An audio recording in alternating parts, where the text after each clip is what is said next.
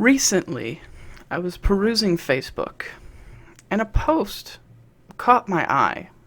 Why did Tara Reid wait till Biden was running for president to accuse him of sexual assault?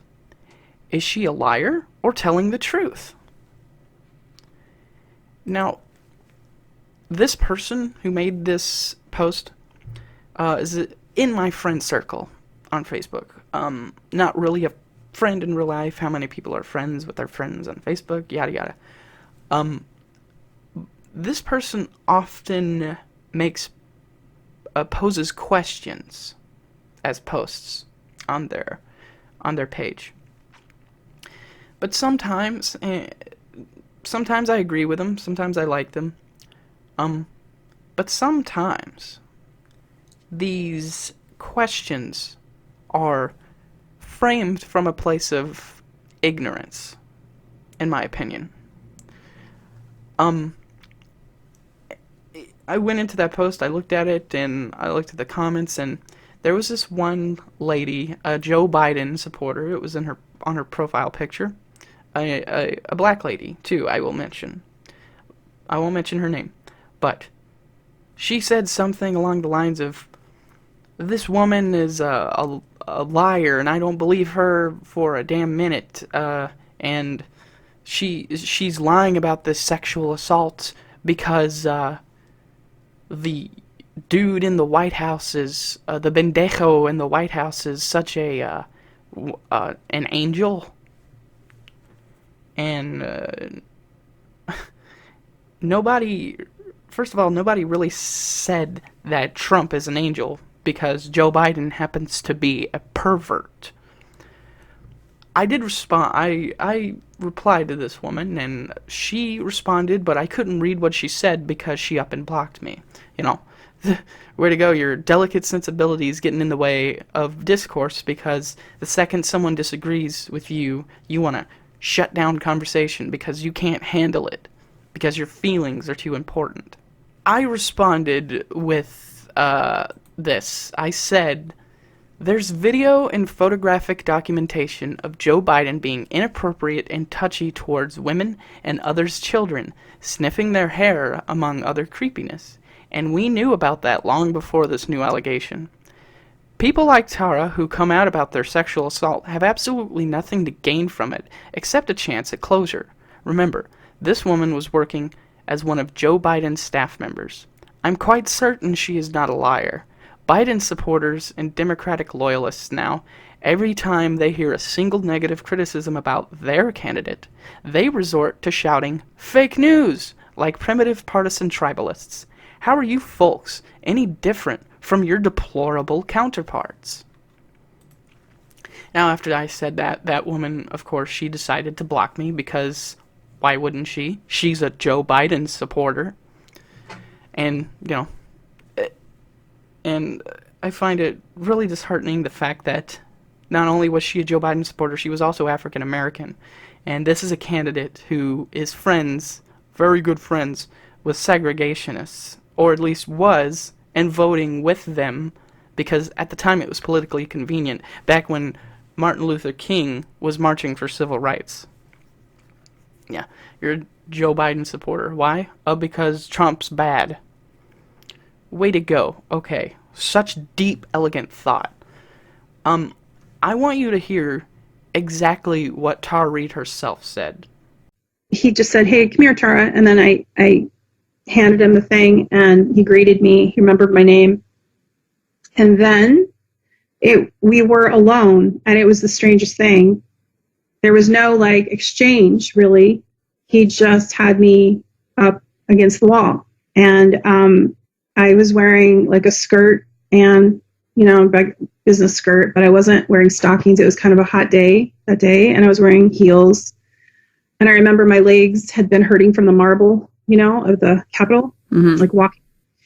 And so I remember that kind of stuff. I remember I was wearing a blouse, and he just had me up against the wall, and the wall was cold. And I remember it happened all at once. The gym bag, I don't know where it went. I handed it to him, it was gone. And then his hands were on me and underneath my clothes.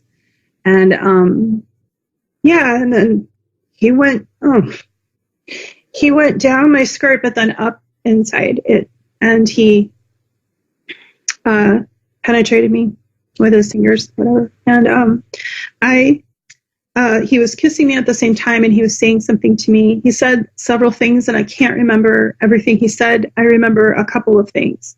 I remember him saying first, before, like as he was doing it, "Do you want to go somewhere else?" And then him saying to me when I pulled away, he got finished doing what he was doing, and I kind of was pulled back, and he said, "Come on, man, I heard you liked me." And it's that phrase stayed with me because I kept thinking what I might have said, and I can't remember exactly if he said I thought or if I heard, but it's like he implied like that I had done this, like I don't know. And for me, it was like everything shattered in that moment because I knew like we were alone, it was over, right? He wasn't trying to do anything more, but I looked up to him. He was like my father's age. He was this champion of women's rights in my eyes, and I couldn't believe it was happening. It seemed surreal.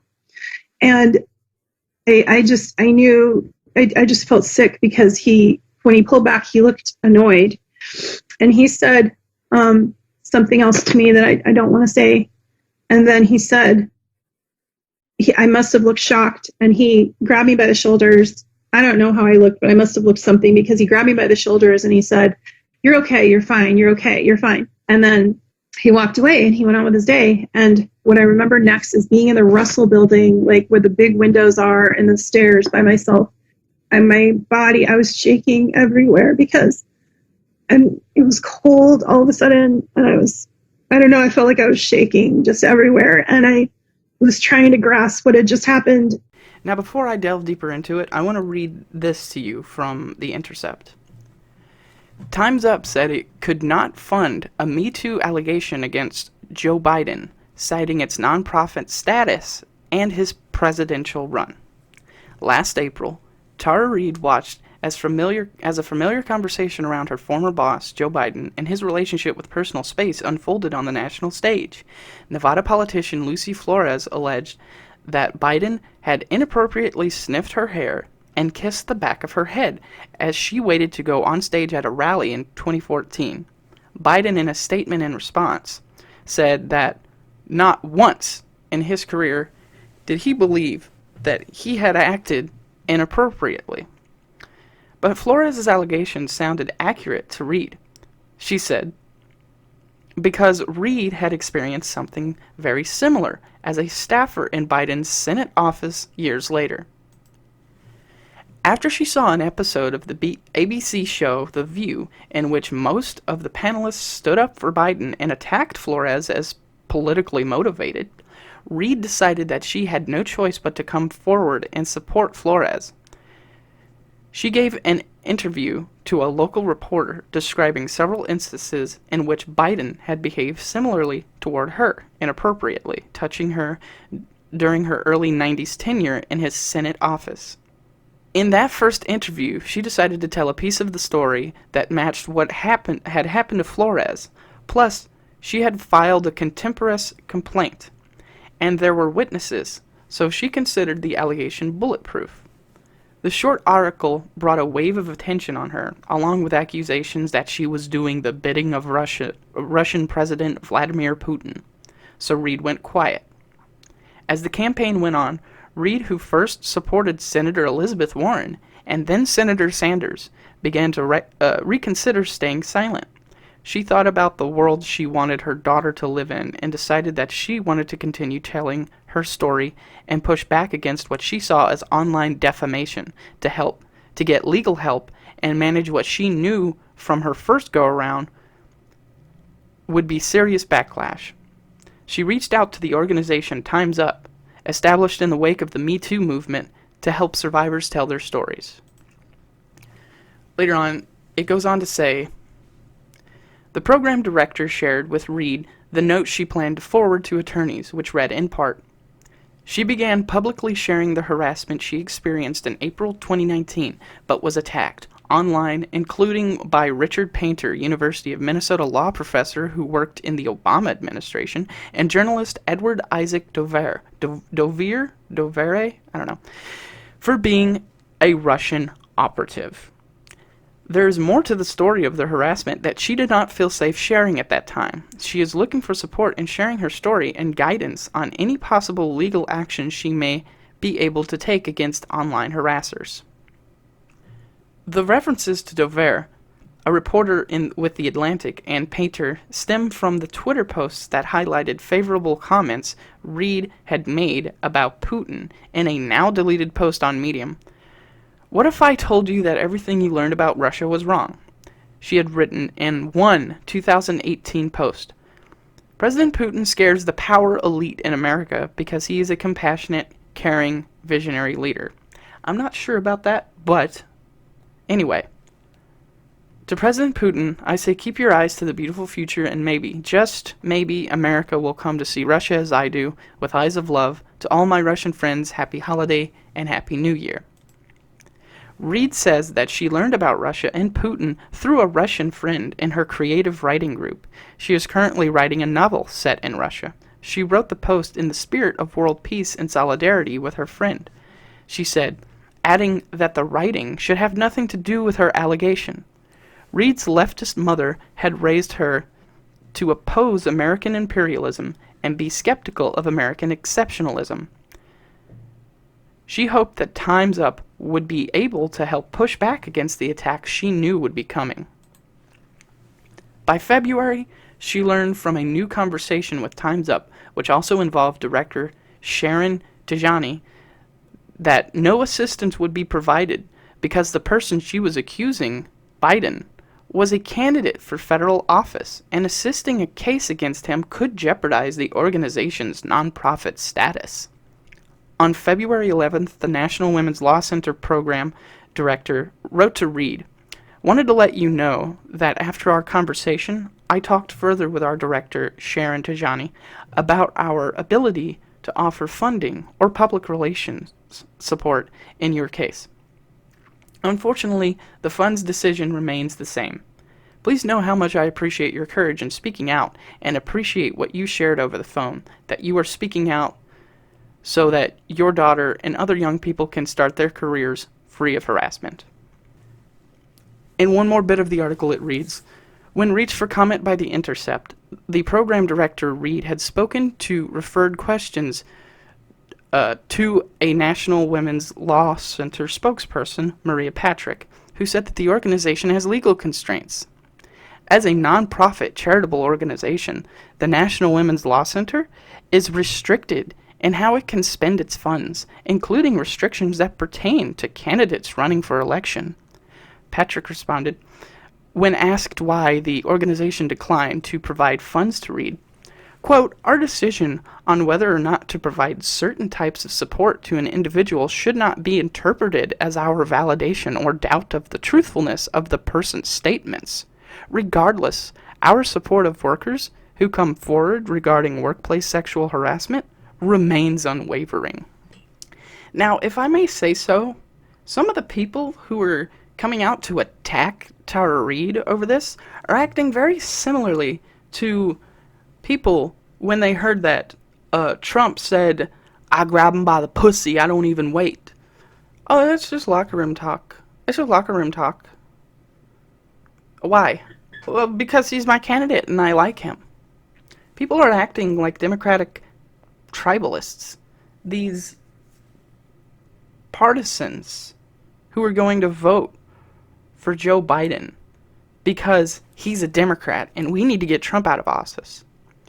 Because he's better than the sexual harasser in chief right now, than the pedophile in chief. This is not the first time. People are acting like this is the first time we've heard anything about any kind of sexual harassment involving Joe Biden. Ooh. This woman came out years ago about this. And it's not just her. As I stated before, there is photographic evidence of Joe Biden being creepy and sniffing the hair of people and touching them, and it's like blatantly obvious what he's doing. Now you can say that, oh, he's just an old guy, he likes to touch, he's touchy, and that's it, he's touchy, and there's no malice behind it, he's not nefarious. Then allow me to turn your attention to this little compilation. At first, here were my thoughts on this.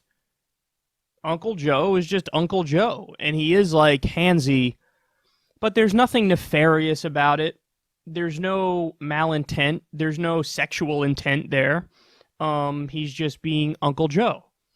And it wasn't that long ago where I actually would have totally bought his explanation of like, yeah, that's me. I'm like a loving guy, and that's how I communicate with people.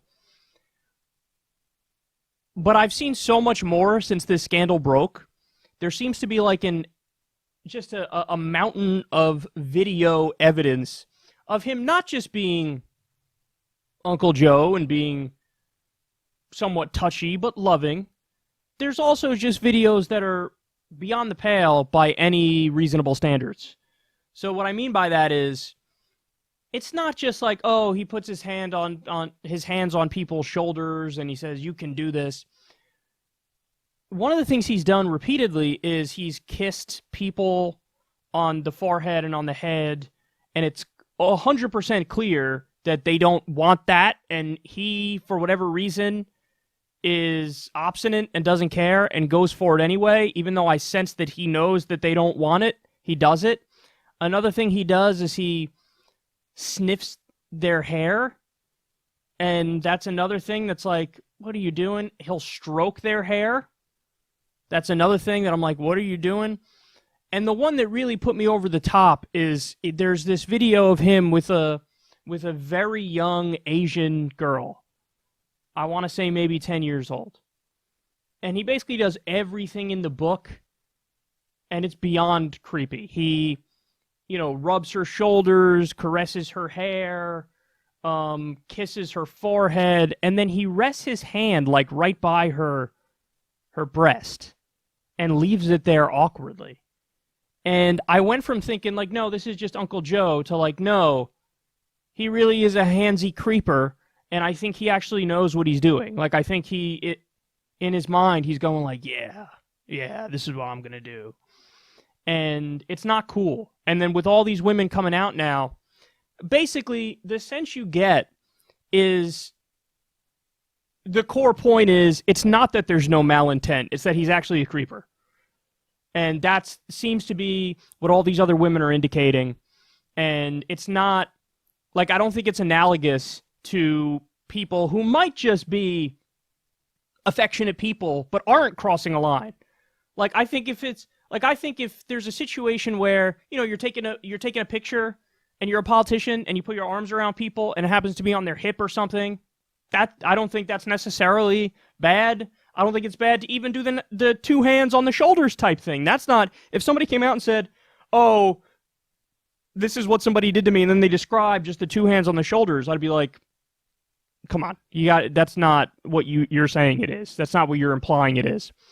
But in the case of handsy Uncle Joseph, it's really not just that. And the more I see of it, the more I'm like, dude, like, what are you doing?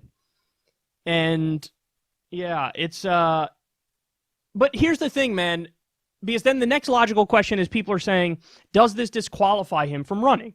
And on that point, I have to say, no, I don't agree with the people who say this disqualifies him. But I also just flat out don't support him. And I also think that even if we weren't in the midst of a handsy Uncle Joseph Me Too scandal here, he wouldn't win either way. Like, I think that it's a mirage. It's a facade. It's fake. The fact that he's leading in so many polls is because they oversample old people. And the idea of a Joe Biden presidency is a lot more appealing to people than the reality. And once he hits that campaign trail and starts talking, he's going to tank in the polls. Why do I say that? That's what's happened every other time he ran for president. He starts talking and he tanks in the polls. We got the video. Let's go. I think you know how much it means to me to have you swear me in today, and I thank you. And for me, this is the highest honor to be the 25th Secretary of Defense. I'm grateful to the President and the Vice President for your trust and confidence, and to the U.S. Senate as well for their trust and confidence. I've got a lot of thanks to give out here. First and foremost to my perfect wife, Stephanie. Do you remember back in 2012, he was in Ohio, and there was a picture of him with bikers, and he was sitting fairly close to the female biker.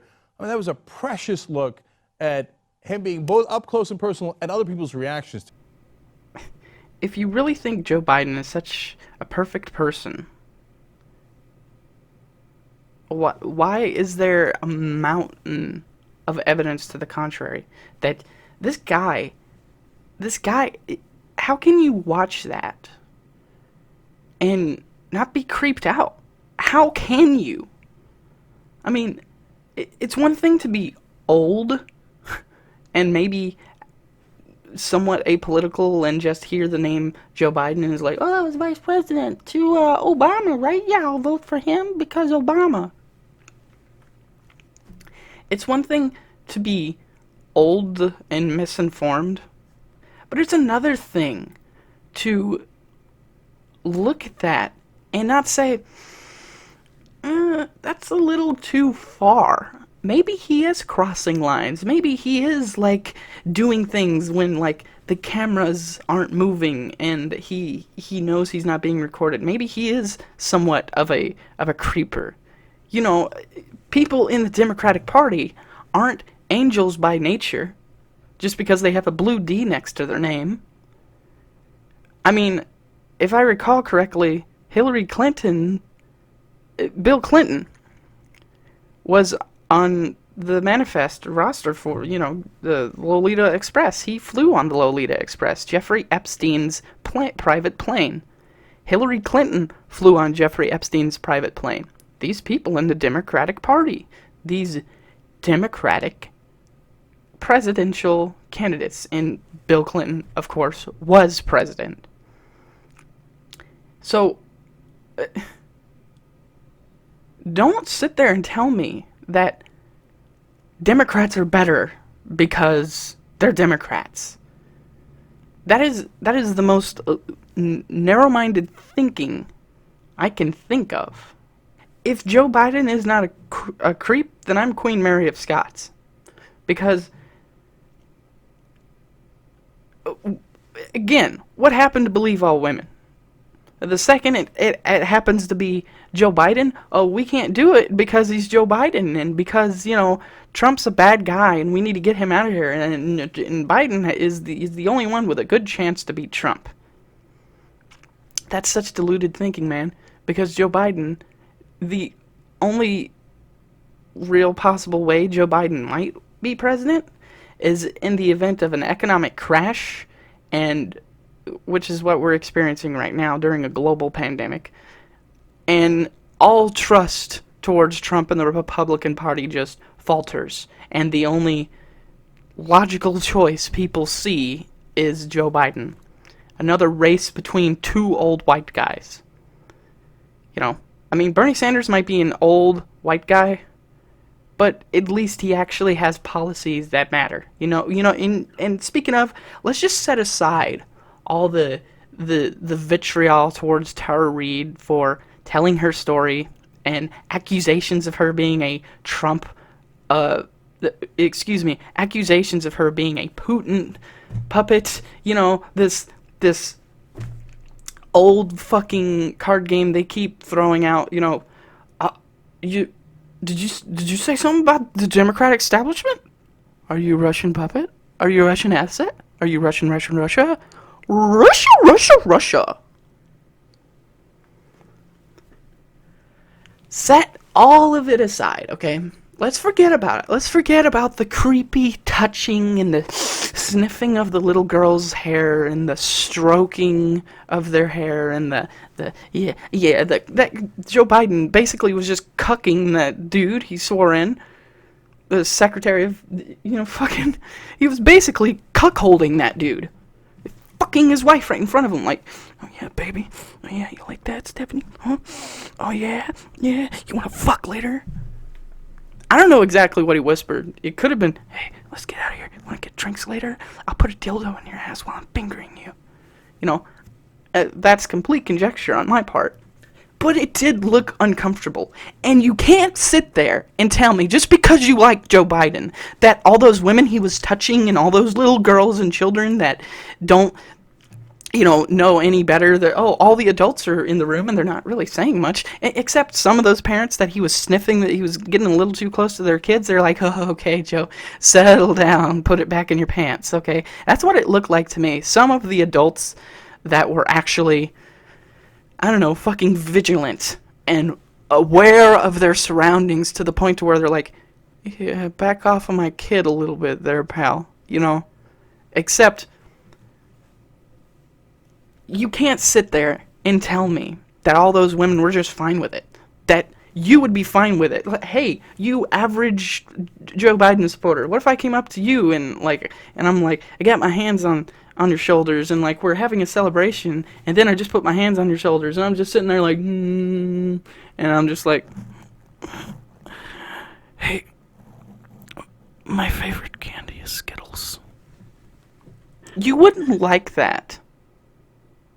That is definitely crossing a line. Who hears about personal space, right? Personal space. Now with this pandemic, maybe Joe Biden will back off a little bit. Maybe he'll stay 6 feet from people. Maybe he'll go like.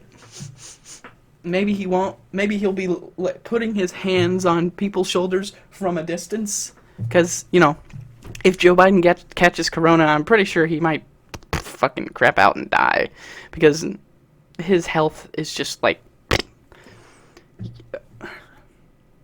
But again, okay, I've said too much. Set it all aside. Set all the sexual inappropriateness and inappropriateness, is that a word? Well, it is now. Set it all aside. All right? How about we look at Joe Biden from a policy standpoint? I like the idea they keep in jail longer. I'm the guy that wrote the bill requiring federal judges to keep people in jail 100% of the time for which they're sentenced. Whatever happened to the old conservative discipline about paying for what you spent? When I argued that we should freeze federal spending, I meant Social Security as well. I meant Medicare and Medicaid. I meant veterans benefits. I meant every single solitary thing in the government. And I not only tried it once, I tried it twice, I tried it a third time, and I tried it a fourth time. Paul Ryan was correct. When he did the tax code, what's the first thing he decided we had to go after?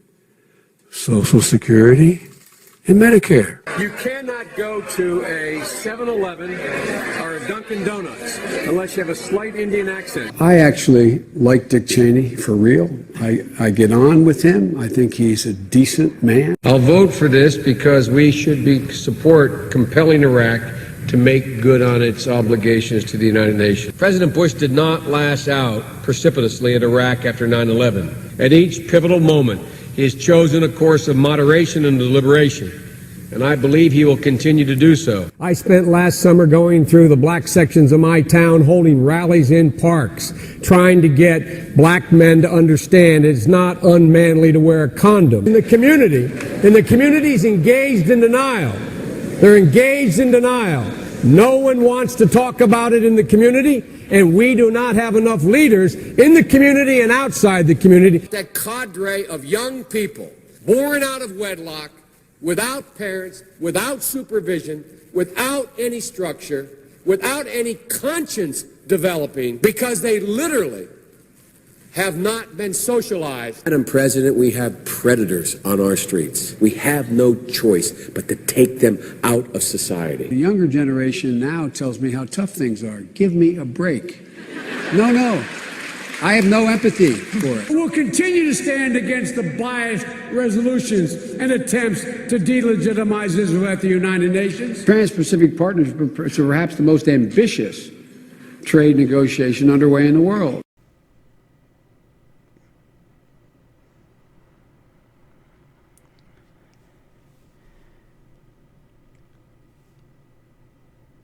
All right. how can you still vote for him? Forget that we need to vote for one sexual harasser over another. And you know, Bernie Sanders doesn't have any real history of sexual being inappropriateness. You know? How can you still vote for him? He's gonna cut your Social Security. He stands up there on stage with Bernie when he asks him about that and says, have you talked about cutting Social Security and Medicaid? Have you talked about cutting Social Security on the Senate floor? No, I have not. Anyway, when I talked about cutting Social Security, I meant it.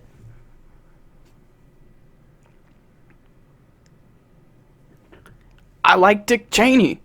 I like Dick Cheney. He's a very good friend of mine. A warmonger. He's friends with warmongers. He's friends with war criminals. He is a pervert. He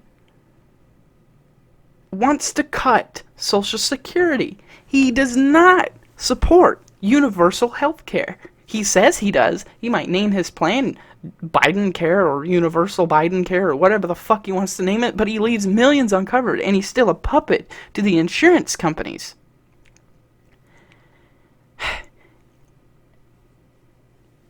Set aside all of the sexual assault allegations. Just focus on that last bit. That last compilation of him talking about his policies.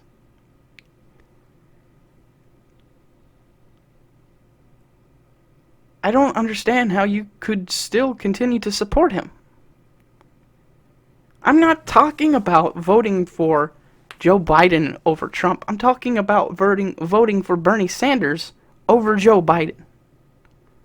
This doesn't have to be a race between Joe and Trump.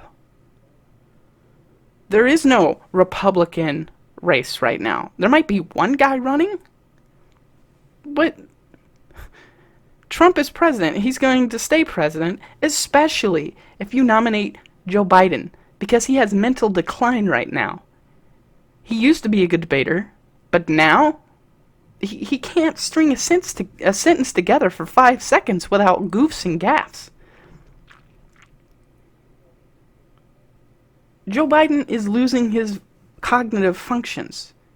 And I don't want Joe Biden as president in the middle of a crisis. Because that's not who should be leader during a crisis. The person who should be leader is Bernie Sanders, because his policies are better than Joe Biden's. If you continue to support Joe Biden after all this, then I think you're cutting off your nose to spite your face. And I think that's one of the most self-defeating and self-destructive things anyone could do.